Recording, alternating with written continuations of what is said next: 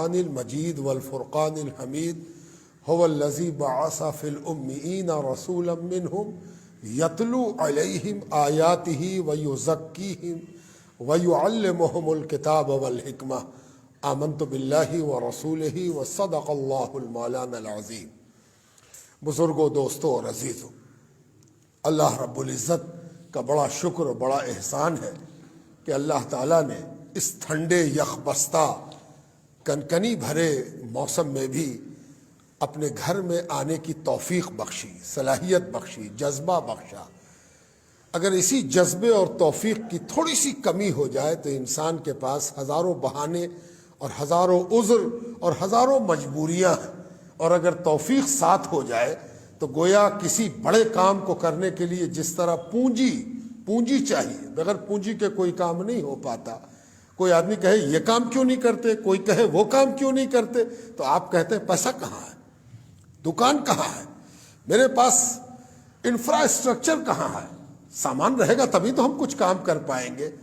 اسی طرح توفیق اللہ کی دی ہوئی وہ پونجی ہے جس کی بنیاد پر انسان نیکی اور عبادت کا سرمایہ جمع کرتا ہے۔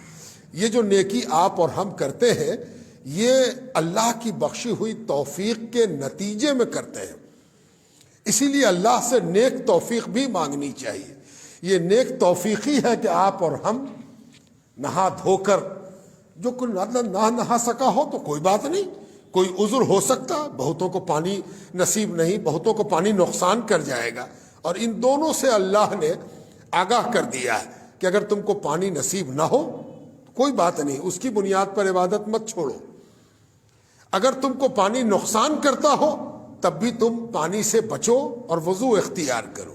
کسی کو خدشہ ہو کہ ہم پانی اگر استعمال کریں گے تو ہم کسی بڑی بیماری میں مبتلا ہو جائیں گے تو وہ پانی چھوڑ سکتا ہے۔ اللہ نے اپنے نظام کو بہت فلیکسیبل بنایا ہے، اس میں بہت گنجائش ہے، اس لیے کہ اللہ تعالی ہم کو ہماری صلاحیت کے مطابق حکم دیتا ہے۔ اگر کوئی دوسرا حکم ہوتا یا کوئی دوسرا حاکم ہوتا معاذ اللہ تو وہ جو قانون بناتا اس میں ہمارے لیے اتنی فلیکسیبلٹی اور گنجائش نہیں ہوتی۔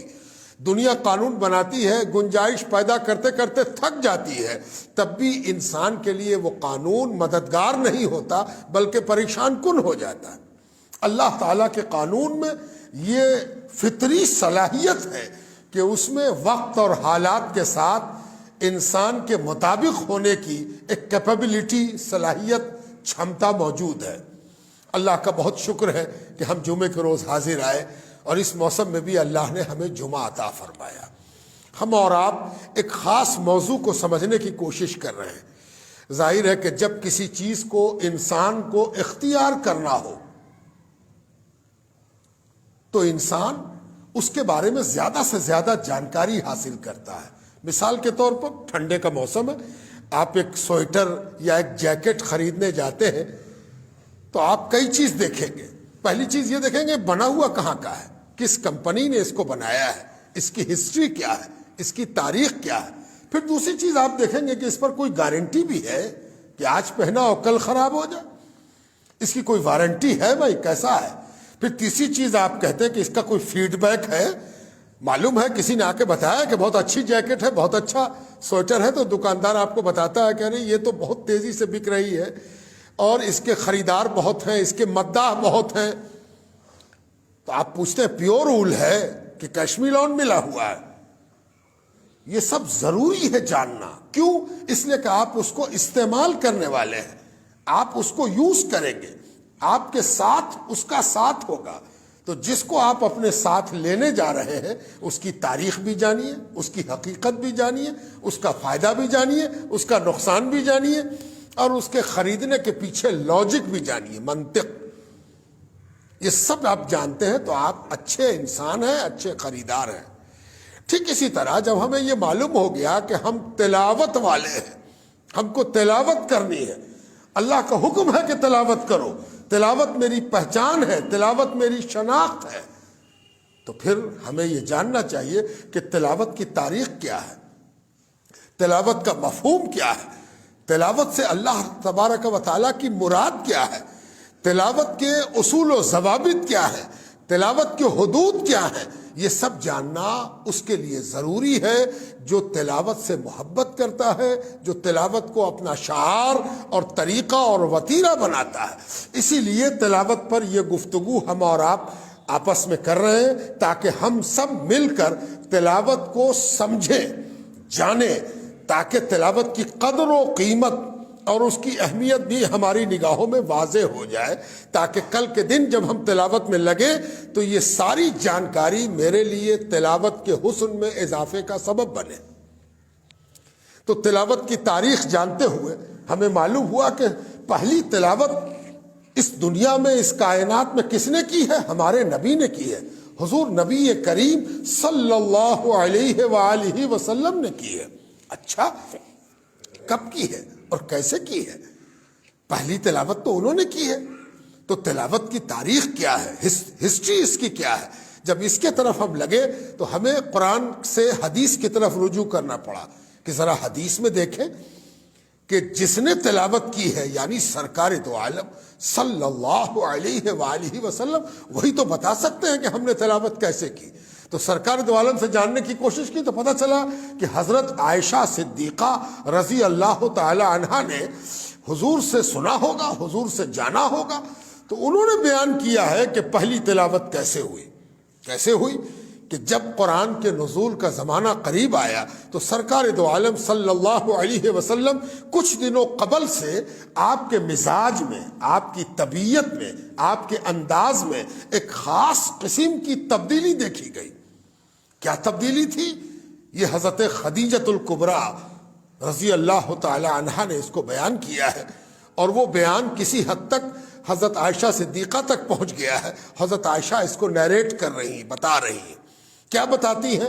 کہ حضور پاک علیہ السلام قرآن کے نزول کے کچھ پہلے سے گوشہ نشینی، کنارے رہنے کے، لوگوں سے الگ ہٹنے کے طرف مائل تھے۔ اکثر آپ ویرانے میں چلے جاتے، اکثر آپ غائب ہو جاتے، آبادی سے دور ہٹ جاتے۔ کبھی کبھی ایسا بھی ہوتا کہ حضرت خدیجہ کچھ کھانے پینے کا سامان آپ کے ساتھ کر دیتی، کچھ ستو دے دیتی ساتھ میں، کچھ تیل، زیتون کا تیل کچھ ساتھ میں دے دیتی، کچھ کھجور ساتھ کر دیتی، اور سرکار دو عالم اس کو کبھی رکھ لیتے اپنے ساتھ، جھولے میں اٹھا لیتے اور کہیں چلے جاتے۔ پتہ نہیں کہ سرکار دو عالم کس طرف اپنا وقت گزارتے تھے۔ کچھ اندازے کیے گئے تھے، کچھ انداز کیا گیا تھا کہ سرکار اس پہاڑ کی طرف جاتے ہیں، سرکار اس غار کی طرف جاتے ہیں، اس کھو کی طرف جاتے ہیں۔ ایک بار ایسا ہی ہوا کہ حضور صلی اللہ علیہ وسلم کچھ توشہ لے کر مکے کے قریب کی پہاڑیوں کی طرف چلے گئے۔ کبھی کبھی ایسا بھی ہوتا تھا کہ سرکار دو عالم کی فکر لاحق ہو جاتی سیدہ خدیجہ کو، ام المومنین خدیجۃ الکبریٰ کو کبھی کبھی بڑی فکر ہوتی کہ سرکار کو گئے ہوئے 1 ہفتہ ہو گیا، 10 دن ہو گیا، کہاں ہوں گے، کیا کھایا پیا ہوگا، تھوڑا سا تو سامان تھا، پتہ نہیں اس میں سے کچھ بچا یا ختم ہو گیا، ختم ہی ہو گیا ہوگا، اب سرکار کہاں ہے؟ تو پریشان ہو جاتی۔ تو کبھی کبھی خادموں کو، نوکروں کو اپنے کہتی کہ ذرا کھوجو، تلاش کرو۔ کبھی کبھی خادم تھک جاتے کھوجتے کھوجتے، سرکار دو عالم کا پتہ نہیں ملتا۔ ایک بار 2 بار ایسا بھی ہوا کہ سرکار دو عالم کو غار ہرا میں دیکھا گیا۔ یہ ہرا نام کا ایک غار تھا جو مکے سے میرے خیال میں 1 یا 2 کلومیٹر کی دوری ہوگی۔ مکے سے مراد ہے حرم، کعبے سے 1 یا 2 کلومیٹر کی دوری ہوگی، بہت زیادہ دوری نہیں ہے۔ آج بھی آدمی پیدل چلتے ہوئے پہنچ جاتا ہے۔ اب تو دائرہ بھی حرم کا بڑا ہو گیا ہے، کافی بڑا دائرہ ہے۔ اس دائرے سے اب دوری گھٹ کے 1.5 کلومیٹر کے لگ بھگ رہ گئی ہے اس پہاڑ تک، اور وہ پہاڑ حرم سے اتنا قریب ہے۔ اور اس پہاڑ کی کچھ کیفیت بھی جان لیجئے کہ اس پہاڑ کی کیفیت یہ ہے کہ وہ یوں تو جب آپ جدہ سے مکے کی طرف بڑھیں گے، اللہ آپ سب کو وہ دن، وہ وادی دکھائے، وہ جگہ دکھائے، تو چاروں طرف آپ کو پہاڑ ہی پہاڑ نظر آئے گا۔ یہ پہاڑ پہاڑی نما ہے، یعنی بہت بلند نہیں ہے، بلندی ہے لیکن وہ پہاڑی سلسلہ سا ہے، ایک دم پہاڑ پہاڑ پہاڑ پہاڑ.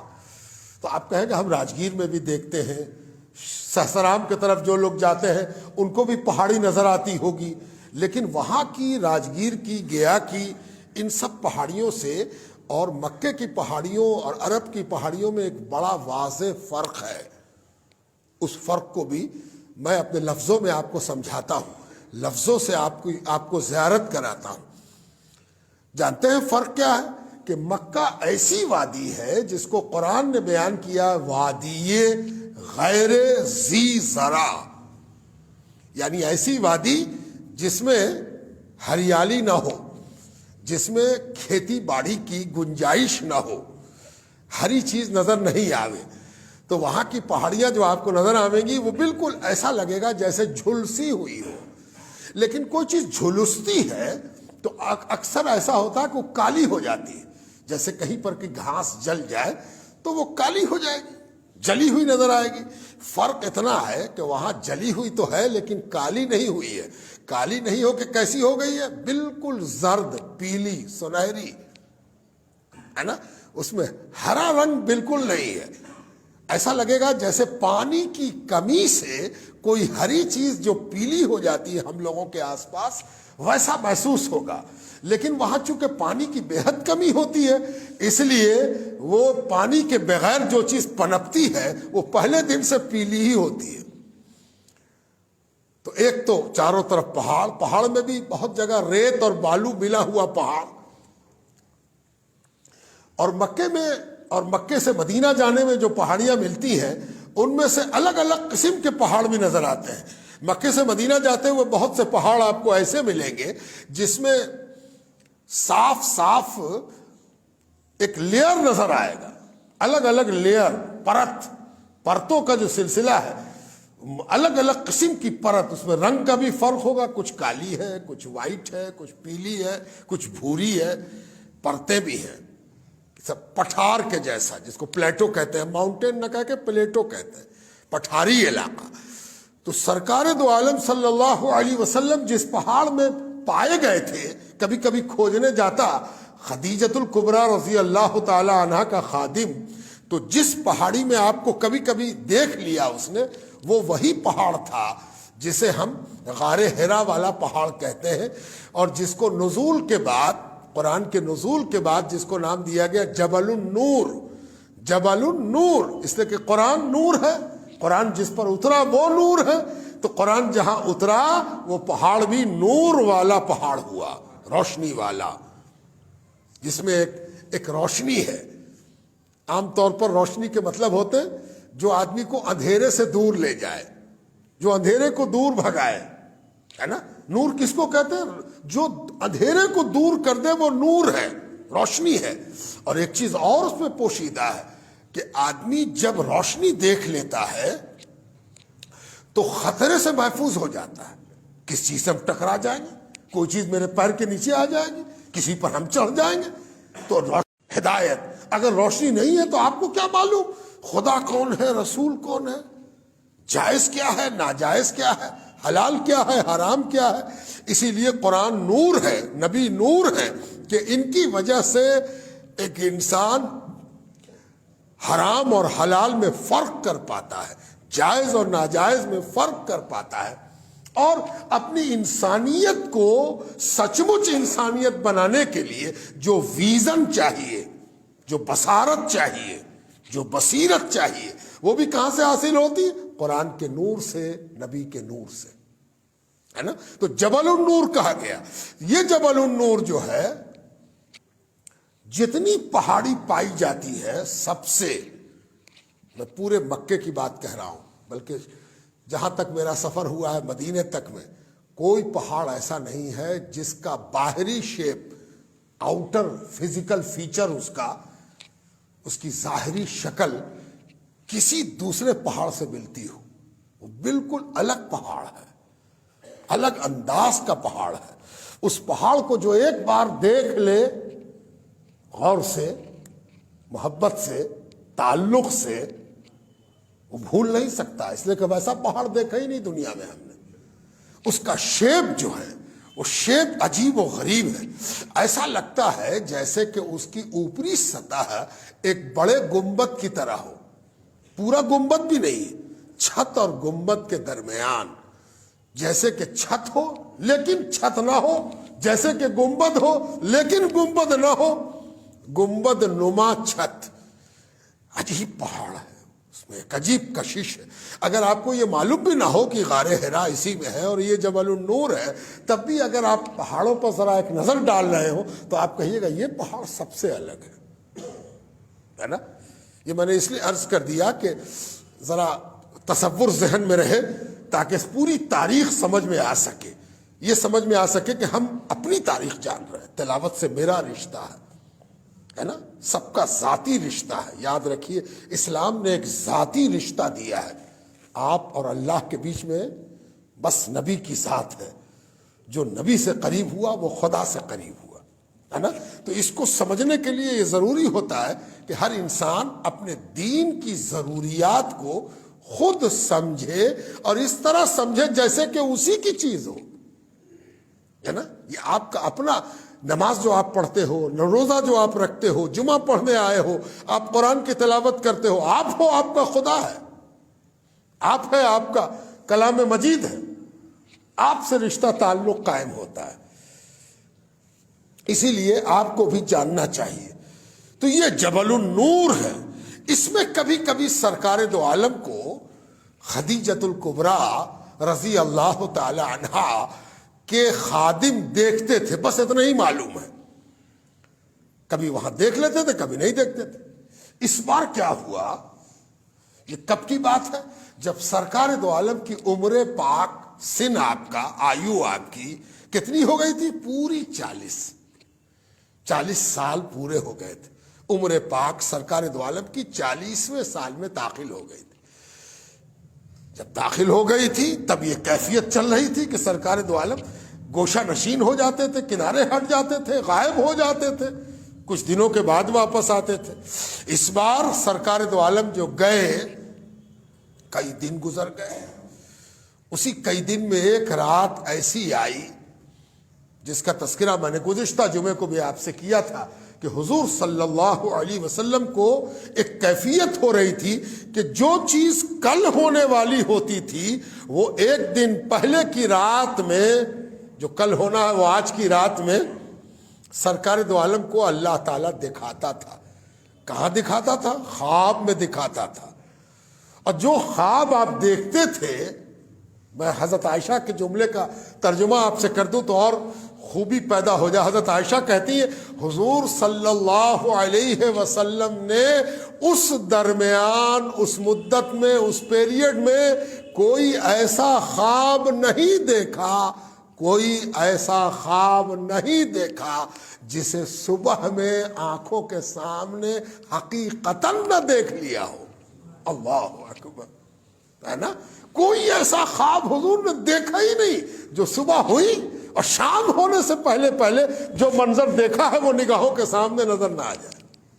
یہ نبی کا خواب ہے، اور یہ نبوت کا دروازہ گویا باضابطہ کھل رہا ہے۔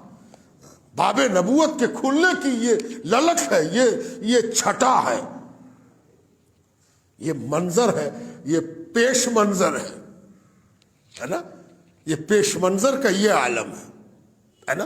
تو بزرگوں، دوستوں اور عزیزوں، وہ ایک خواب سرکار دو عالم نے ایسا دیکھا، ایک روایت ایسی مل جاتی ہے کہ مجھ کو پڑھوایا جا رہا ہے اور ریشم کے کپڑے پر، حریر کے کپڑے پر ایک عبارت لکھی ہوئی ہے۔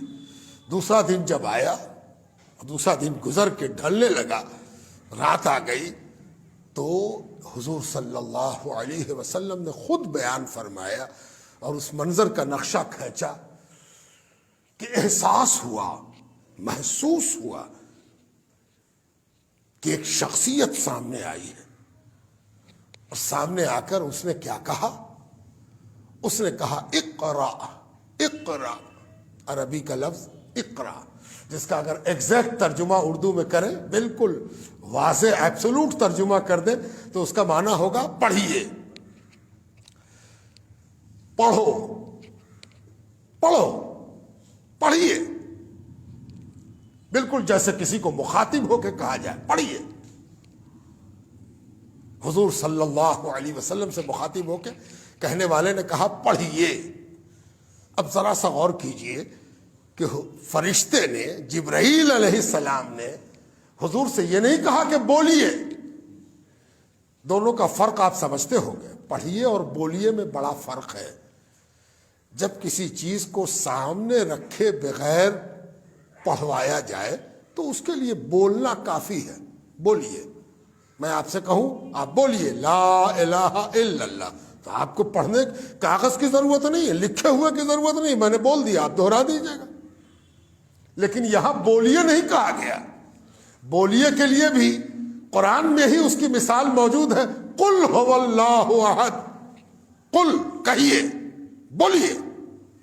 قل کے معنی کہیے، بولیے. اب دیکھیے جس چیز کو آپ سے کہلوانا ہے، آپ سے بولوانا ہے، اس کو سامنے رکھنے کی ضرورت نہیں ہے. ہم بولیں گے آپ دوہرا دیجیے گا. لیکن اگر ہم آپ سے کہیں کہ پڑھیے تو اس کے مطلب ہوتے ہیں کہ کوئی چیز ہے جسے آپ پڑھوانا چاہتے ہیں. اسی لیے ایک روایت میں آتا ہے کہ حضور صلی اللہ علیہ وسلم کے سامنے جبرائیل نے ریشم کے کپڑے پر لکھی ہوئی عبارت بھی سامنے رکھی اور کہا اقرا، پڑھیے. تو آپ کو تو معلوم ہے کہ حضور صلی اللہ علیہ وسلم کا کوئی استاد نہیں تھا. کسی کے آگے زانوئے تلمذ، کسی کے آگے بیٹھ کے حضور نے پڑھا ہو، کوئی آپ کا استاد ہو، ٹیچر ہو، ایسا نہیں تھا. تو حضور صلی اللہ علیہ وسلم نے جواب میں کیا کہا؟ جبرائیل نے کہا اقرا، اور حضور صلی اللہ علیہ وسلم کا جواب ہے ما انا بقارئ. اب یہ جو حضور کا جملہ ہے ما انا بقارئ، اس کے دو موٹے طور پر معنی ہو سکتے ہیں. ایک معنی یہ لیا جائے گا کہ میں پڑھا ہوا نہیں ہوں، میں دیکھ کے نہیں پڑھ سکتا، میں نے پڑھنا لکھنا کسی استاد سے نہیں سیکھا ہے. ما انا بقارئ، میں پڑھا ہوا نہیں ہوں. ایک ترجمہ یہ ہوگا. اب دوسرا ترجمہ یہ ہوگا کہ میں کیا پڑھوں، کس چیز کو پڑھوں. یہ ترجمہ بھی بعض ماہرین کے نزدیک معتبر اور مستند ہے. یہ دونوں طرح کے ترجمے ہیں. اور ایک تیسرا ترجمہ وہ ہوگا جو اللہ اور رسول جانتا ہے. ہم لوگ تو کوشش کر سکتے ہیں. کوشش پر ڈٹنا نہیں چاہیے، اللہ سے ڈرنا چاہیے. کسی چیز کا ترجمہ جو ہم آپ کرتے ہیں وہ اپنی صلاحیت اور اپنی بساط کے مطابق کرتے ہیں. صحیح ترجمہ، صحیح ترجمانی، صحیح انواد تو اللہ اور رسول کو معلوم.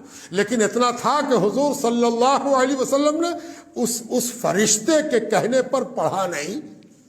اس نے کہا پڑھیے. حضور نے کہا میں کیا پڑھوں، میں کیسے پڑھ سکتا ہوں، میں کیوں کر پڑھوں، میں کیسے پڑھ سکتا ہوں، میں کیوں کر پڑھوں، میں کیا پڑھوں. یہ سب معنی ہوگا. حضور صلی اللہ علیہ وسلم فرماتے ہیں کہ جب میں نے ایسا کہا تو اس فرشتے نے مجھ کو گلے لگایا. معانقہ، جیسے آپ عید اور بقرعید میں ملتے ہو، جیسے کبھی آپ کسی کو محبت سے، الفت سے، ہے نا، کسی عزیز کو، کسی شخصیت کو جب آپ گلے لگاتے ہو تو آپ جانتے ہو گلے لگانے کا ایک مقصد یہ ہوتا ہے کہ جو گلے لگاتا ہے کسی کو وہ چاہتا ہے کہ اپنی نعمت میں اس کو بھی شریک کر لیں، ہے نا. ایک مقصد یہ بھی ہوتا ہے کہ سب سے قیمتی چیز انسانی جسم میں دل ہے، قلب، صدر، سینہ سب سے قیمتی چیز ہے نا.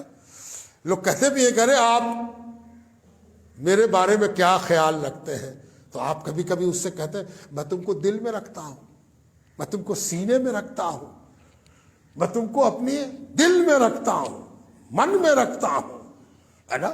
تو یہ جو آپ گلے میں لگاتے ہو کسی کو، تو یہ گویا یہ میسج دینا ہوتا ہے، یہ پیغام دینا ہوتا ہے یہ بات بتانی ہوتی ہے کہ ہم تم کو اتنا عزیز رکھتے ہیں کہ ہم اپنے کلیجے سے لگا رہے ہیں. کلیجے سے لگانا، یہ سب دنیاوی مفہوم ہے انسانی انداز سے. پتہ نہیں وہ کون سا مفہوم تھا کہ جبرائیل علیہ السلام نے حضور صلی اللہ علیہ وسلم کو اپنے سینے سے بھینچا، کس کے دبایا، اور حضور نے اس کیفیت کو بیان کیا. حضور پاک علیہ السلام فرماتے اتنی زور سے دبایا، ایسا چمٹایا، ایسا سٹایا، اتنا چمٹایا. کتنا چمٹایا؟ حضور کہتے طاقت برداشت نہ رہی، اتنے زور سے دبایا کہ مجھے لگا کہ اب ہم برداشت نہیں کر پائیں گے، ہے نا. طاقت برداشت سے باہر ہو گیا. اور جبرائیل نے کس کے دبایا، معانقہ کیا، چھوڑ دیا. معانقہ کیا، چھوڑ دیا پہلی بار. پھر جبرائیل علیہ السلام نے حضور پاک علیہ السلام سے کہا اقرا، پڑھیے. دوبارہ کہا پڑھیے. حضور صلی اللہ علیہ وسلم نے دوسری بار اقرا سننے کے بعد پھر فرمایا ما انا بقارئ، میں کیا پڑھوں، میں کیوں کر پڑھوں، میں کیسے پڑھوں، ہے نا. تو جب دوسری بار بھی سرکار دو عالم نے ان کے سوال کا یہ جواب دے دیا، پھر جبرائیل نے سٹایا. پھر جبرائیل نے حضور صلی اللہ علیہ وسلم کو کس کے دبایا، ہے نا. اب اس دبانے کو ہم لوگ تو اپنی زبان میں ہی سمجھا سکتے ہیں، لیکن مشکل یہ ہے کہ ایک طرف فرشتہ ہے، وہ ملائکہ میں سے ہے، وہ اللہ رب العزت کے مقرب ترین فرشتوں میں سے ایک ہے، اور ادھر اشرف الانبیاء ہے، انسان کامل ہے. سارا بشر مل کے جتنی خوبیوں کا حامل ہو سکتا ہے اس سے بھی زیادہ خوبیوں کے مالک ہیں حضور صلی اللہ علیہ وسلم. تو ایک طرف ملائکہ کا ملک کا سینہ ہے، دوسری طرف بشر کا سینہ ہے نا. پتہ نہیں اس معانقے کی کیا کیفیت ہوگی، کیا رنگ ہوگا. کون ہے جو اس کو سمجھا دے؟ کس کی مجال ہے کہ سمجھا دے؟ کون ہے جو سمجھ جائے؟ نہ سمجھ سکتا، نہ سمجھا سکتا، نہ بتا سکتا، نہ سمجھا سکتا. لیکن ایسا ہوا، یہ حضور پاک علیہ السلام نے خود بیان فرمایا ہے. جس حد تک بیان ہوا اس حد تک آپ کو سنا دیا. دوسری بار بھی جب سرکار دو عالم نے ما انا بقارئ کہہ دیا تو جبرائیل نے پھر سٹایا، ہے نا، پھر سٹایا، معانقہ کیا، دبایا، بھینچا، دبا دیا. حضور کہتے پھر طاقت برداشت نہ رہی، چھوڑ دیا. جبرائیل نے پھر چھوڑ دیا. چھوڑنے کے بعد تیسری بار کہا اقرا بسم ربک الذی خلق. پوری عبارت پڑھی جبرائیل نے اور حضور نے پوری عبارت دہرا دی، اقرا بسم ربک الذی خلق. ہم لوگ کو تو چاہیے کہ 5 آیت یاد کر لیں، ہے نا. جس کو پہلا سبق یاد نہ ہو اس کو آگے کا سبق کیا یاد رہے گا. ہر آدمی کو چھوٹا ہو یا بڑا اس کو محنت کر کے محبت کے ساتھ تاثیر کے ساتھ یاد کر. قرآن کی پہلی آیات ہیں، اسی سے قرآن کی تلاوت کا آغاز ہوا ہے. حضور صلی اللہ علیہ وسلم نے ان 5 آیتوں کو جبرائیل کے پڑھانے پر دہرایا. وہ کون سی آیات تھیں؟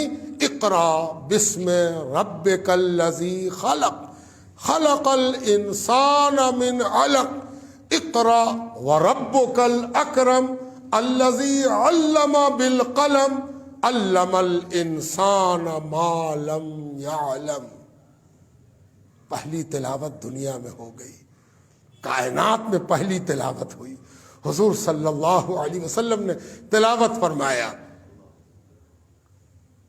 آئندہ جمعے کو ہم اور آپ دیکھیں گے کہ اس میں کیا کیا انوار و تجلیات ہیں، کیا کیفیات ہیں.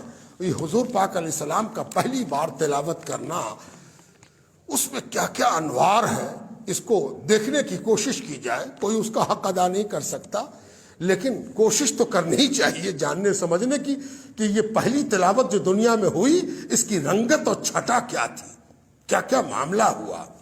آئندہ جمعے کو اللہ نے اگر توفیق بخشی تو ہم اور آپ دیکھیں۔